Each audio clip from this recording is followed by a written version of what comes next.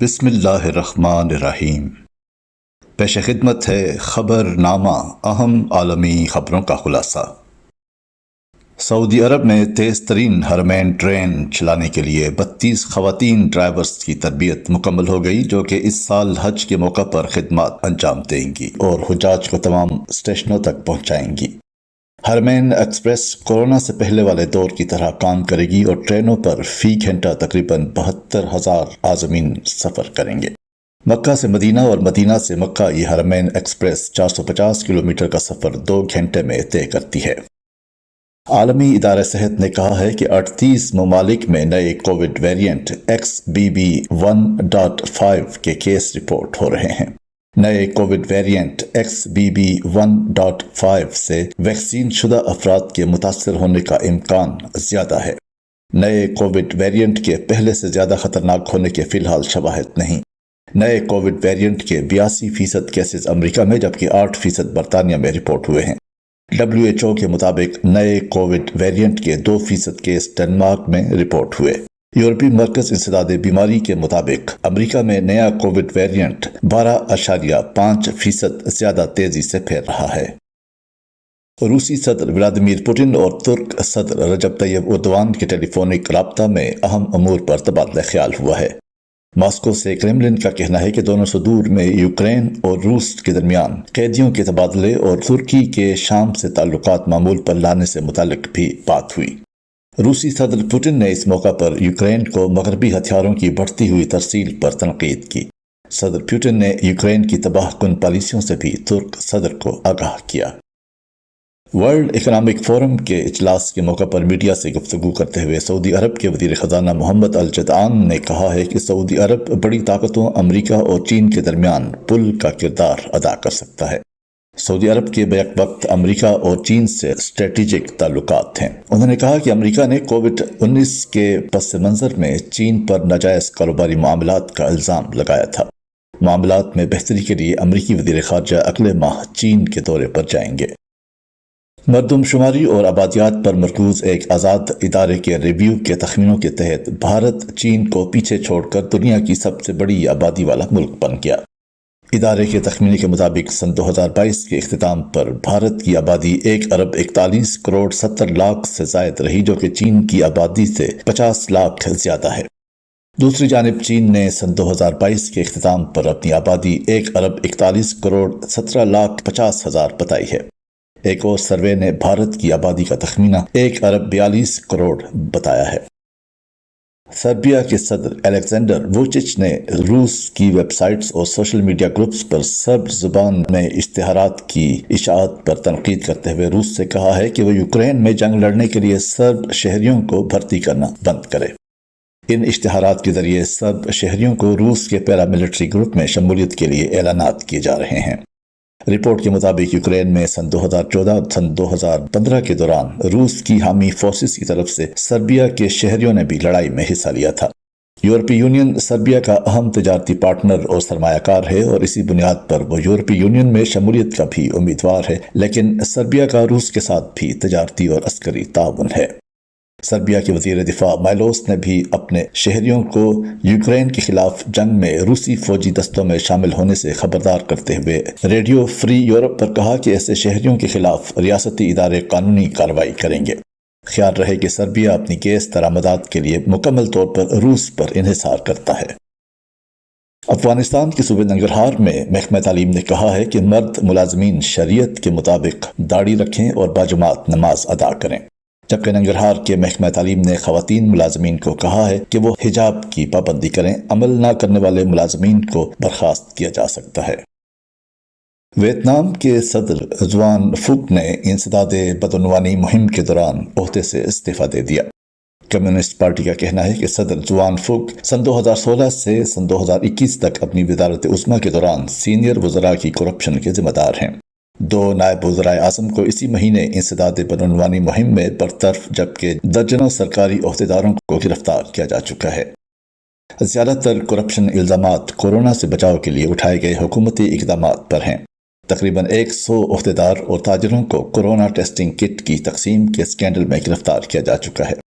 Corona کے پھیلاؤ کے بعد ویتنام نے 60 ممالک سے اپنے شہریوں کی واپسی کے لیے 800 چارٹرڈ پروازوں کا انتظام کیا تھا، لیکن مسافروں کو بہت مشکل مراحل کا سامنا کرنا پڑا اور انہوں نے ملک واپس جانے کے لیے ہوش ربا فضائی کرایہ اور قرنطینہ فیس ادا کی۔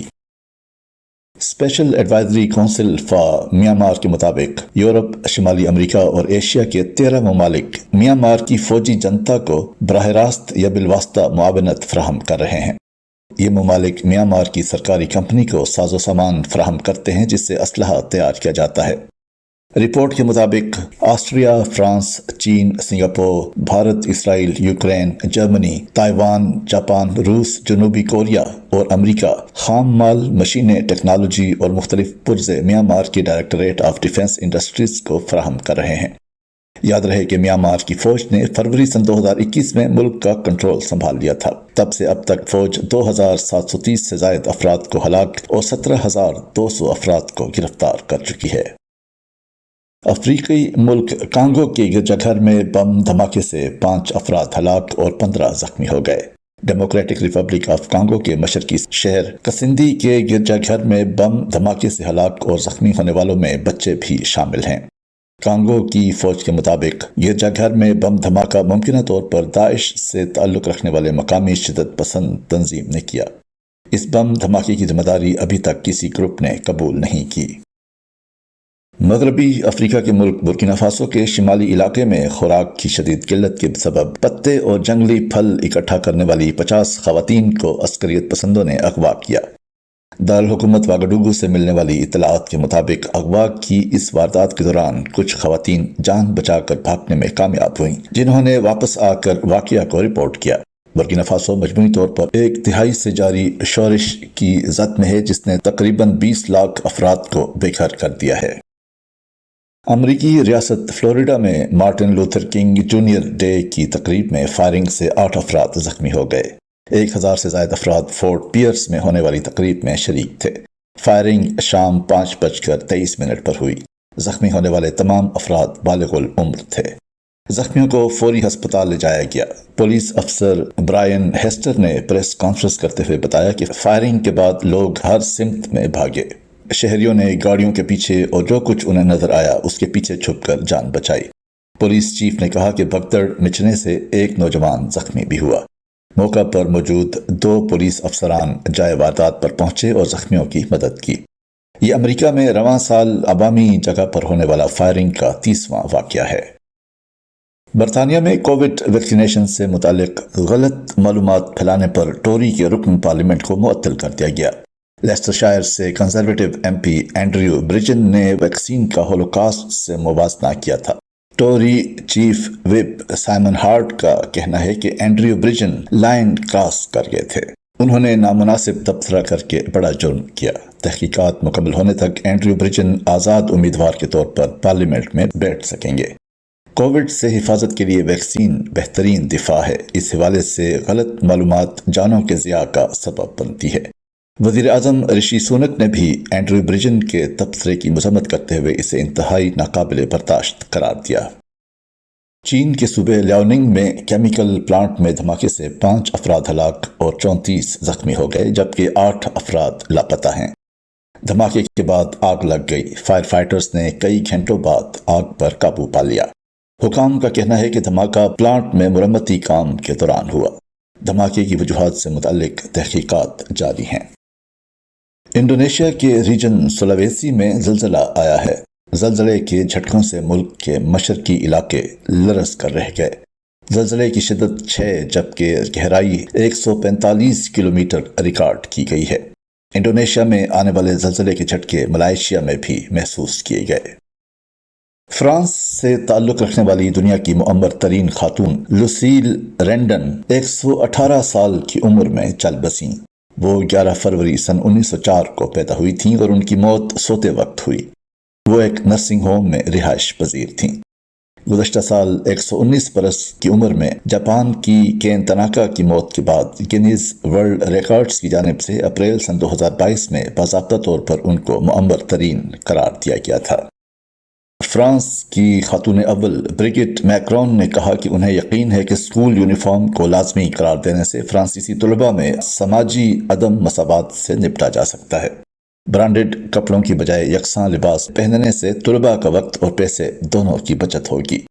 فرانس کی خاتون اول کا یہ تبصرہ ایسے وقت میں سامنے آیا ہے جب فرانس کی قومی اسمبلی ایک بل پر بحث کر رہی ہے جس کے منظور ہونے کی صورت میں سرکاری اسکولوں میں یونیفارم لازمی قرار دے دیا جائے گا۔ وزیر تعلیم پاپ NDIA نے کہا کہ وہ قانون سازی کی حمایت نہیں کریں گے۔ یاد رہے کہ صدر کی اہلیہ ماضی میں شمالی فرانس کے ایک اسکول میں ٹیچر تھیں۔ وہ نہیں سمجھتے کہ یونیفارم کو قانون کے ذریعے لازمی قرار دیا جانا چاہیے۔ انہوں نے مزید کہا کہ اگر انفرادی اسکول چاہیں تو انہیں یونیفارم پہننے کی ضرورت پڑ سکتی ہے۔ سری لنکا کے وزیر دفاع نے ملک میں جاری بدترین معاشی بحران کے دوران اخراجات گھٹانے کے لیے فوج کے حجم میں بڑی کمی کا اعلان کر دیا۔ اگلے برس سری لنکن فوج کی تعداد کم ہو کر 1,35,000 ہو جائے گی۔ انہوں نے کہا کہ سن 2030 میں فوج کے حجم کو مزید کم کر کے 1 لاکھ کر دیا جائے گا۔ اس اقدام کا مقصد سن 2030 تک ایک بہترین تکنیکی اور حکمت عملی والی متوازن دفاعی فورس تشکیل دینا ہے۔ ورلڈ بینک ڈیٹا کے مطابق سری لنکا کی مسلح افواج سن 2017 سے سن 2019 کے دوران 3,17,000 اہلکاروں پر مشتمل تھی۔ کولمبو کے ایک تھنک ٹینک کے مطابق دفاعی شعبے کے اخراجات سن 2021 میں GDP کا 2.31% ہو گئے تھے، لیکن پچھلے برس یہ 2.03% پر آ چکے ہیں۔ برطانوی شہزادہ ہیری کی کتاب اسپیئر نے سابق امریکی صدر باراک اوباما کی کتاب کو پیچھے چھوڑ کر نیا ریکارڈ بنا لیا۔